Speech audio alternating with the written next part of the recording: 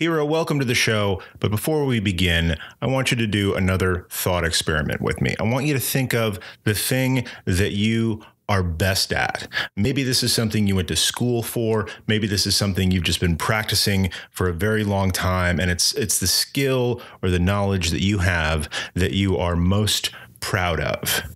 And whatever that is, imagine that you are about to get on stage in front of, let's say, 1,000 people to demonstrate this skill or this knowledge. And you've been preparing your whole life for this moment. And then you get up there and you look out and people have this look on their face. And you can tell that the reason that they're looking at you this way is that you're different. Whatever skill you have, however confident you are, for one reason or another, you are not what they expect.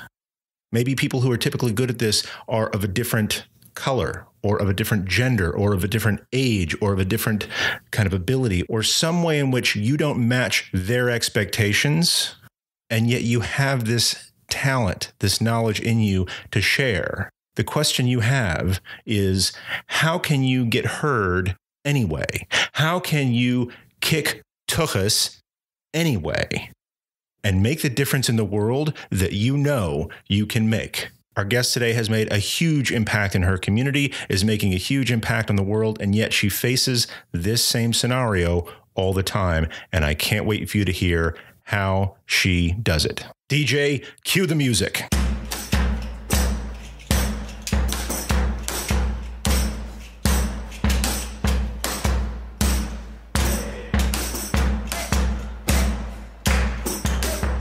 Welcome to the Jewcurious show, where learning about Judaism and getting to know Jewish people can help you live a life of meaning, joy, human connection, and personal growth. And now your host, Rabbi John Carrier.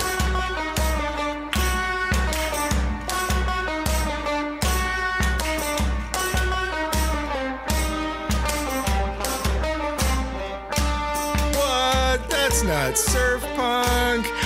No, Hero, it is not. This is a track called the Nola Nigun from my teacher, Joey Weissenberg, and his Hadar Ensemble. I've learned a tremendous amount from Joey on how to build community through singing. I've attended his conferences. I've had him in my synagogue teaching other people how to do this stuff. And it is my great honor that he has agreed to help us out on this show with the intro music. And I can't say thank you enough, Joey. Thank you to all the talented musicians who work with you. And I just wanted to share a bit of that with you. If you want to hear more of Joey Weissenberg's music, I suggest you check out his YouTube channel. I'll link to that in the show notes, or any of his albums that are on iTunes, Apple Music, Spotify, what have you. However you can get Joey Weissenberg and the Hadar Ensemble into your earbuds, I highly recommend it to you as your rabbi. Also, a quick thanks to our announcer, Ron Snow. Between these two guys, these are the guys that taught me how to pray in public. And one time I actually got to get them together in the same room and say, you taught me how to sing and you taught me how to sing. Now you two should talk to each other and maybe also sing. But enough about my love for Jewish vocal music. Let's get into the show. But before we start, I want you to take a second, if you haven't already, and subscribe to the Jewcurious show in the podcast platform of your choice. That makes sure that you hear not only this episode and all the previous episodes, but the amazing guests that I have coming out next week and weeks after that. I'm not going to tell you who it is. I'm just super pumped about it, and you will be too. So make sure you're subscribed to the show. Just hit that subscribe button and put your phone in your pocket so you can listen to the rest of the show uninterrupted. Also, here's a news flash for my listeners who are in Burbank, California, or the Burbank area. There is an event coming up at the end of July. If you're listening to this before the end of July 2018 by the Gregorian calendar, you should come to the Burbank Human Relations Council Interfaith Forum and Dinner. This is an event that we're calling A Christian, a Jew, and a Muslim in Conversation. This is happening at Woodbury University at 4 p.m. on Sunday, July 29th of this year that the show is coming out. That's a Christian, a Jew, and a Muslim. I won't spoil it for you, but I'm one of those. Check the link in the show notes to buy tickets to this. We're intentionally making it a small community affair. So we only have tickets for the first 100 people who sign up for this thing. So I highly encourage you to check that out.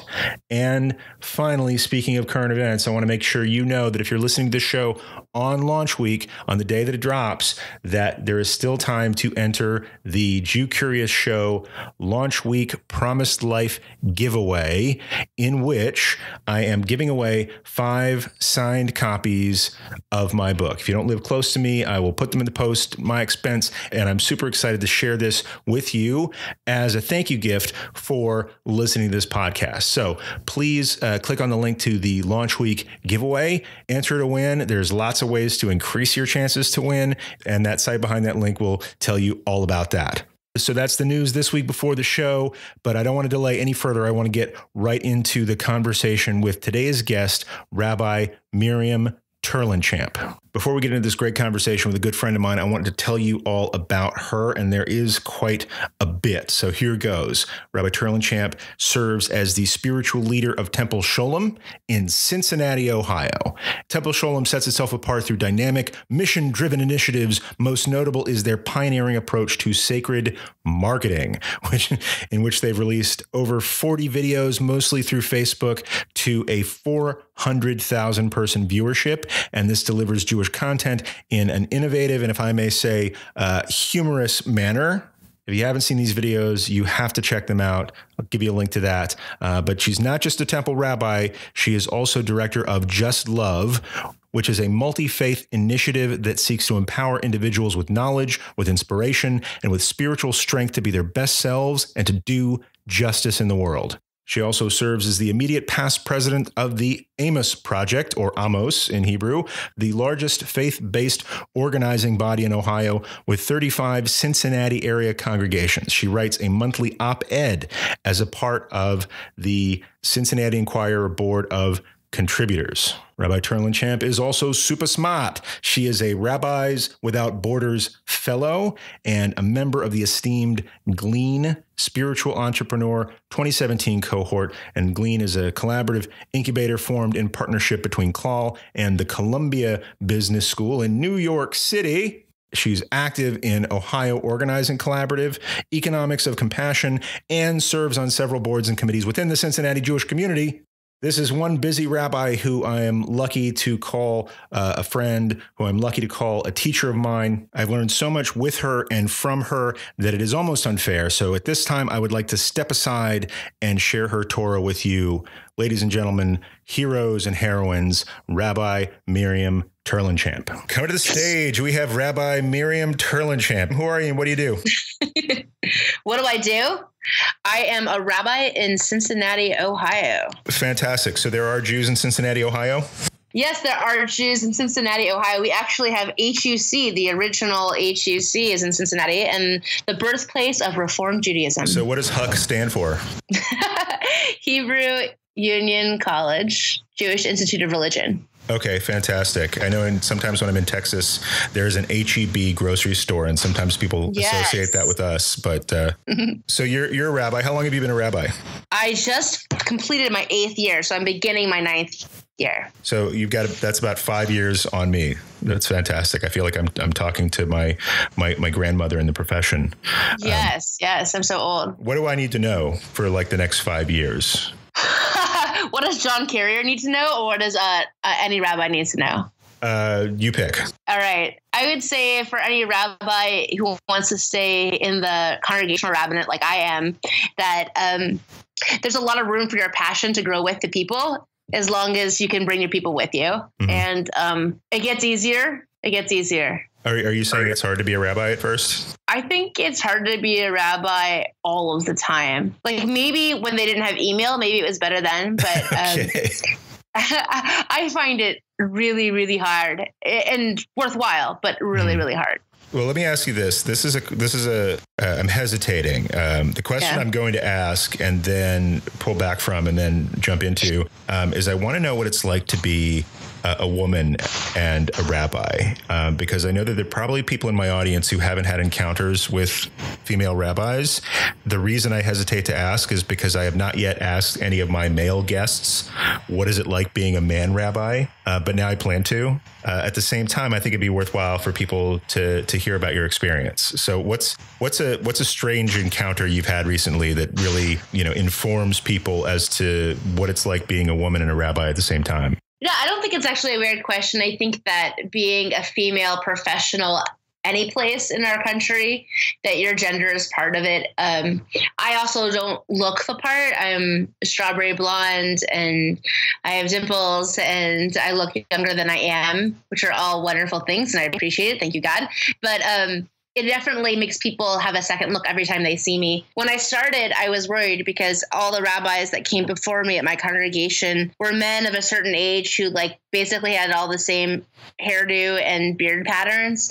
And then here I come from the West Coast into the middle of the Midwest, and I don't look like that at all. And what I found was that people my age were totally fine with it. And then people who were much older, my senior citizens who had lived through lots of change, it was easy for them. But women my mother's age, oh my gosh, that was painful. And then I have 2 children, and going through pregnancies with them where I just got really strong about it. Like they would ask me questions and I'd be like, why are you asking me about my body? But having your body sort of on stage all the time requires a pretty thick skin. I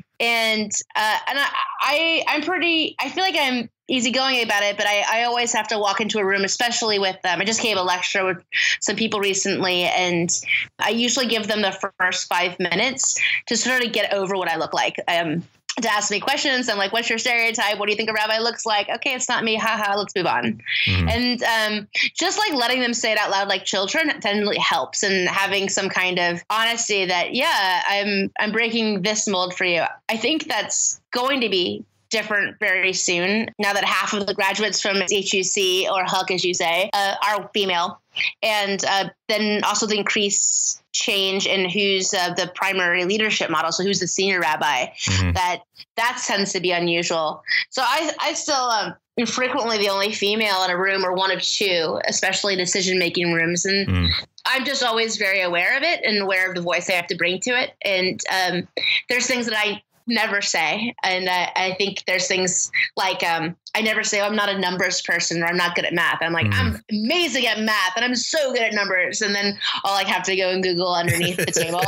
But like, you better believe I'm really confident about things that maybe aren't historically something that you would think a woman can do and be. Does that answer it? Absolutely. Well, that's amazing. There's a couple of things I want to pull out. And I think one thing that I think is really smart is, and this goes into this is good for teaching. This is good for all sorts of things, especially if you're coming from, I'll say, left field of other people's expectations, not left field in an absolute sense, but just kind of naming that up front, letting people think about it and ask their questions ahead of time, because if they don't, then that's all they're thinking about for the rest of the time that you're talking. Right. And so being, naming the situation, letting people get comfortable, or, opening the door and pushing people through it to get comfortable with it, then makes it more receptive to who you really are. And they're not just thinking about the strawberry blonde the whole time.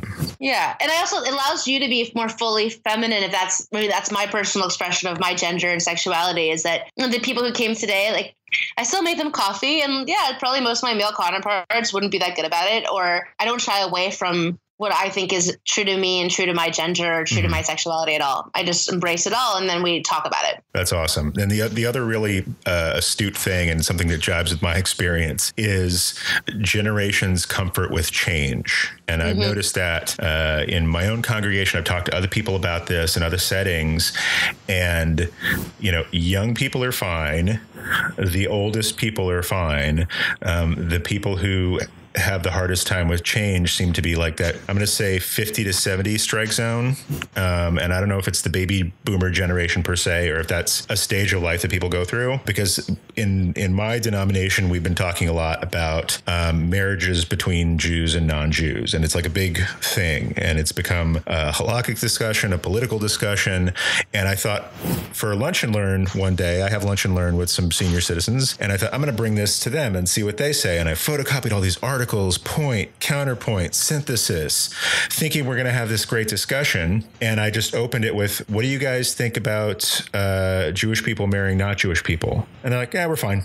And like this room, like when I walk into the room, like the average age goes down to about 88, right? So these folks, as you said, have seen it all. They've seen what real problems look like. They've seen what real desperate situations look like. And to a person, all of them had either a Jewish child or grandchild who married a Jewish person and it didn't work out, and also had a child or a grandchild who married a non-Jewish person, and they're like the most awesome person in the family.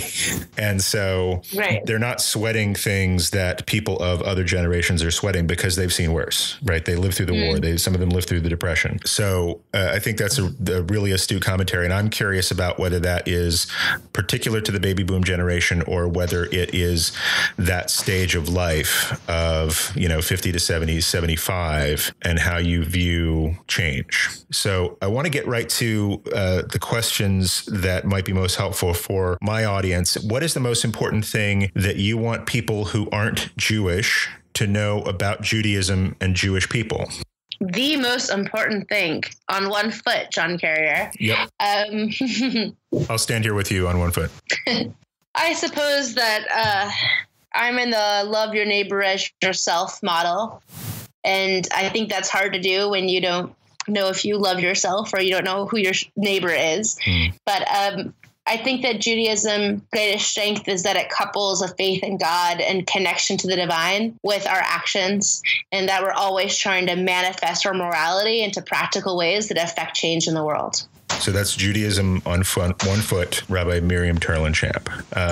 Now, I want to ask a question that goes more to people's, I'll say, personal experience. What's the most important thing that you would want to get across to somebody who may be disaffected from Judaism? That is, they were born Jewish, but it's not something they feel connected to now. What are they missing?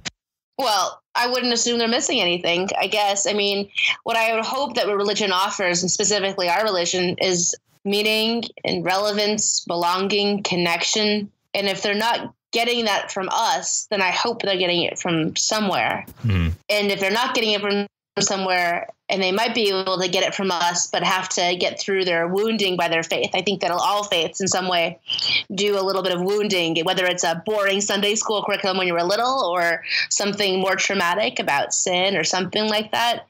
I think that at the heart of Judaism lies great potential for deep meaning and connection and a strong learning that offers all the great things that are true for a good life for most of us. And where does somebody start with that? Like somebody who is, listening to this and saying, okay, I'm with you. I never got that sense of connection out of Judaism. I've tried a bunch of other stuff. Nothing else is working. I'm going to give Judaism another shot. What's step one?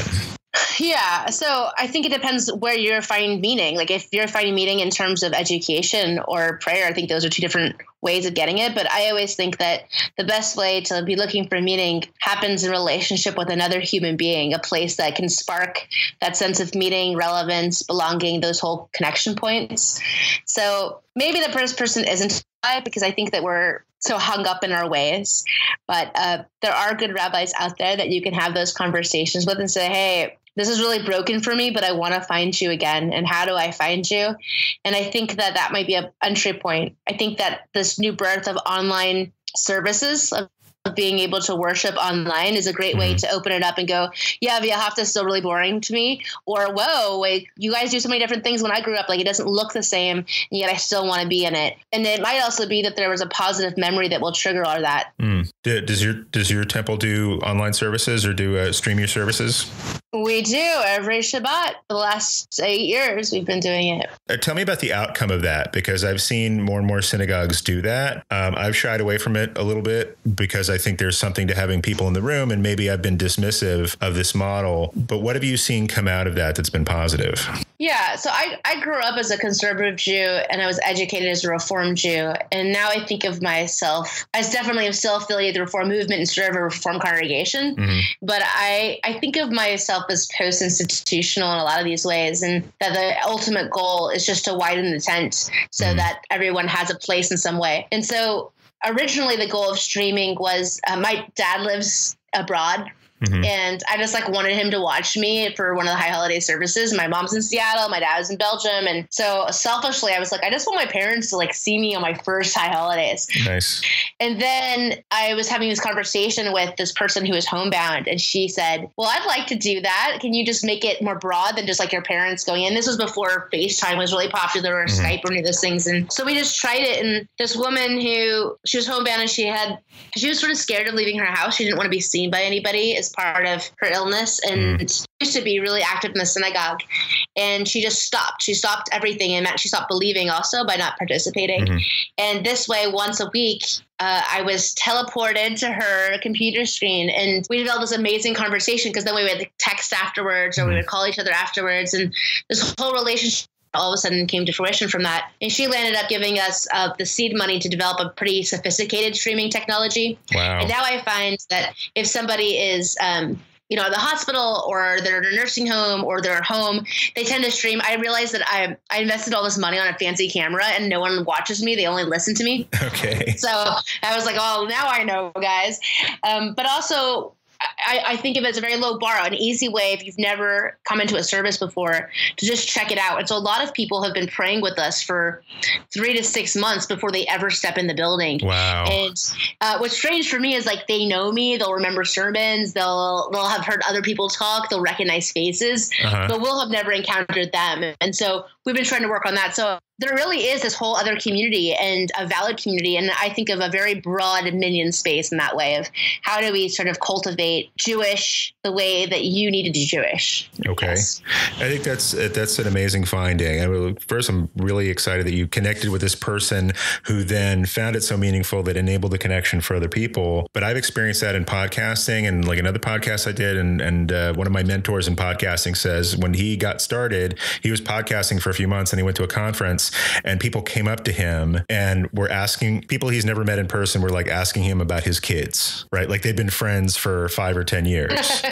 And that, right. I think a lot of people have this initial bias toward online connection and online community, that it's not the same as hug space. Right. It's not the same as looking at somebody and breathing the same oxygen. And yet I've seen over and over again the power of relationship, the strength of relationships that can be built, and the intimacy that can be created through online medium. And it's not the same, but it's not nothing. And it's certainly significant. Yeah, I think that we spend a lot of time judging what counts as community. Sure. So now maybe you're the grandpa, John. Where I think we're like, well, it's not the same. Back in my days. Yeah, like it's not the same as touching the sweaty hand of the neighbor next to me. Like right. for introverts, it's like a godsend, right? This is an amazing thing. Wow. That who are we to judge what's meaningful connections for people anymore? I found that that's increasingly an issue I hear about, like these youngsters. This online community isn't real, or they never see each other because they just text. And I think about whole conversations that are now possible between children and their parents that might never have happened before, because there's this alternate way of connecting community. So I think we need to think about that going forward as a community, to not judge the multiple ways that community making happens. That's awesome. I think that's really profound for people to hear. Now, let me get to another group of people who might be listening to this podcast. What's the most important thing that you want to get across to people who are considering converting to Judaism? What do you want them to know before they become Jewish? Well, 2 things. One is a practical thing. The practical thing is that there are lots of secret passwords, and it takes a long time to learn them. Just knowing to say Shabbat Shalom, knowing Shmutz and Bless, and all the things that aren't really taught, but are learned through the osmosis of culture. That when you're sick, you're not Jewish when you're sick, and you opt to make chicken soup. Like there are certain things that you do that are just culturally Jewish. And I think that you have to have patience with yourself, that all the book learning isn't going to teach you that stuff, and it just takes time to live as a Jew. And then I think the other sort of practical element of that also is that anti-Semitism is alive and well, and that the first time you encounter that is a painful one, especially for those of us who've chosen into it. And I guess the last thing I think is a more spiritual belief that I have, and I'm curious, John, as a Jew by choice, how you feel about this, but I believe that there's this great scholar the Garrett Sedek, who said that in every generation when God was offering the Torah to different communities and was being rejected over and over again, then in each of those communities, there were a sparkling of people who said, well, that sounds good to me. I want Torah. I want Torah. And that these Jews who grew up in different ways were just finding themselves back to Sinai. So I truly believe that any Jew by choice is someone who has a Jewish soul, and that it's my job just to help you fill in the gaps in terms of learning, but that your soul was born Jewish, came to us, was at Sinai, and is now just finding the right words. Wow. I love that. I've heard the midrash about God taking the Torah to different peoples and them rejecting it, but I've never heard the teaching of the Garrett Sedek on that there were people in the back. They're like, hey, don't go so fast. And it's like, in a way, they were sort of the good spies, right? They were like Joshua and Caleb, who says, I think we got this. And they got voted down. Right. And I love that. And I'll say what's also been my experience, but also a lot of the people that I talk to on the Beit Din, people I sponsor and people I kind of sit on the panel when people are converting. And I get this sense of like this kind of changeling feeling going on, that a lot of people have that experience of going home. Now, I love the family that I came from, and I grow to love and respect them more as I get older. Most kids do. And at the same time, I also have persistently had this feeling that this is also a people that I belong to all along. So thank you for raising that for me. Now, I want to go to questions from a particular Jewcurious friend of mine named Victoria, who submitted some questions for you. I have not prepared you for these, so I'll be interested to hear what you say. What do you think, this is from Victoria, what do you think the world, parenthetically, the nations, will be like when Messiah comes? Oh, it started easy there. Yes. I now realize that I think I've made this up, but I've been preaching it for a long time. So it got to me somehow, but, and I choose not to believe, but I believe in Messiah. I believe in Olam Haba. I'm guessing that probably makes me a little unusual as a Reform Jew. And I believe in whatever teaching I invented or discovered, that we know we've reached it when everyone has a place to sleep and something to eat, that they'll still be rich and poor. There's still going to be illness. There's still going to be everything else, but our basic needs for one another will be cared for. And that vision really works for me, that tikkun part, that healing of the world will have happened. And it doesn't mean that there's perfect clouds and harps and everything else, but that life will be this, but there won't be that ultimate despair that children are starving in our very own city. Wow. That reminds me, I had this experience last night. I was flying from Boston to LA, landing in LA late at night. So it was dark out, but as we're approaching the airport, as we're approaching the landing, we flew over what I think was a dealership of RVs. Right. So there's rows upon rows upon rows of mobile homes with multiple beds inside them and bathroom facilities and the whole thing just sitting empty, not a couple miles away from Skid Row. Right. You know what I'm saying? So I think when we can connect those dots, I think that's a worthy vision of Olam Haba, or the world to come. Now, going to another easy one, what are some practical examples of preparing ourselves spiritually for Rosh Hashanah and Yom Kippur? I struggled answering with this one because teshuva hopefully is happening year round, right? This idea of forgiving yourself, forgiving others, and asking for forgiveness is something that we're constantly working on. And I think that one of the best ways to prepare yourself for the closing of the gates is to work on that tikkun part. I think that they're connected. To do something in the world that isn't about you, doesn't help you, that also doesn't just exist in that one action, but starts leading to some kind of systemic action. I actually think like registering people to vote or something like that, to be very proactive, that you are God's hands in this world and it is up to you. It's on your shoulders and on your brother's shoulders and your sister's shoulders to affect that change in this world. And I think with that comes requires reflection, forgiveness, understanding, connection, reevaluation of yourself, and to really spend that time. And it's perfectly timed for our election cycle, if that's the way you're going to go with it. But to try to be God's hands in the world in a really proactive way. That's fantastic. Last question. Are there activities or holidays that non-Jews should not participate in until they have converted fully? I get this question quite a bit, actually. Well, I'll have to say I'm like liberal of the liberal, right? So I think that your soul's already Jewish and you're just learning it. Mm-hmm. I think that it's always important to understand what you're doing. So if you're going to take an aliyah at the Torah, you're going to do a reading of the Torah, and you don't know what the words mean and it feels uncomfortable, you're probably not ready for that. And screw whatever else thinks about you. Like, don't let them decide what's right for you. I think that sampling things and trying them on and seeing if it's right is important. And there is something as a Jew when you hold that Torah for the first time, or maybe like me, you hold it every day and still has this energy towards it. If you don't feel that energy, if you don't feel the power, if you don't feel the respect, you shouldn't be doing it. But I don't think you should be judging other people for it. So my answer is no. I think that the non-Jew, I think we just learned about that in last week's Torah portion, is that whatever is true for the stranger should be true for you. And if the stranger wants to offer fire along with you the way you do, then you should welcome them. That's in our Torah too. And we need to pay attention to it, not just all the rules that say you should not. Right. But I also want to pull out what you said about being true to what you feel, what's the word, authentic about. Yes. Right. Don't just check in with that. Check in what means something to you, and don't do something just because you feel kind of the eyes on you to jump into it. Just I think it's a give and take of honesty on both sides. And it'll mean different things too. Like if you're wearing a talit and it's the first time you're in a synagogue and you're putting on talit and you're holding a seat, like it'll feel interesting to you, but it might not have the weight of the commandments around your fingers the same way once you've made some of those choices and commitments. Right. And that can change over time, even after you convert, I'll say. Yes. So last thing I want to ask about is, what are you working on right now that you want the Jewcurious people to know about?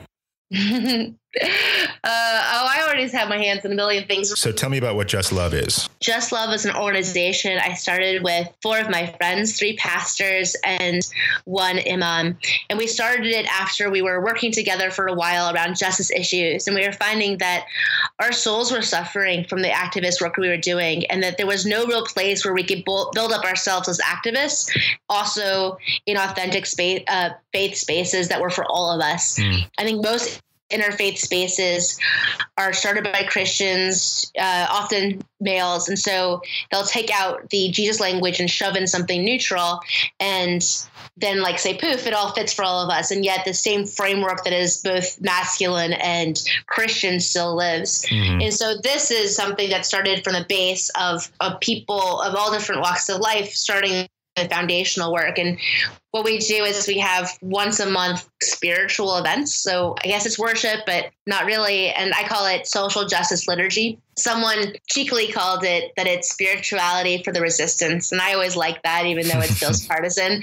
But it's a place to renew yourself around people whose faith point is justice, that I believe in God or I believe in faith because it makes me capable of changing the world. And we just need reminders of that in this day and age. And I'm in Ohio, so we really need it here. Well, that's fantastic work. And I think we got some good teaching in there as well for people who are involved in interfaith work and what that experience can feel like for different people. And so I think that's a great point of guidance. Last thing, what's the best way that people can find out about Just Love and also connect with you? Oh, great. Sure. So you can always email rabbi@templesholom.net. Our website with all of our videos is templesholom.net. And our Facebook is the best way to get us on Just Love. And you can sign on our contact, which is Just Love Ohio. Fantastic. I'll put all that stuff in the show notes for Jewcurious listeners, or even people who aren't remotely curious but still want to find out about that. So listen, Rabbi Terlinchamp, this has been a fantastic conversation. I'm really grateful for your time, and thank you for doing this with me.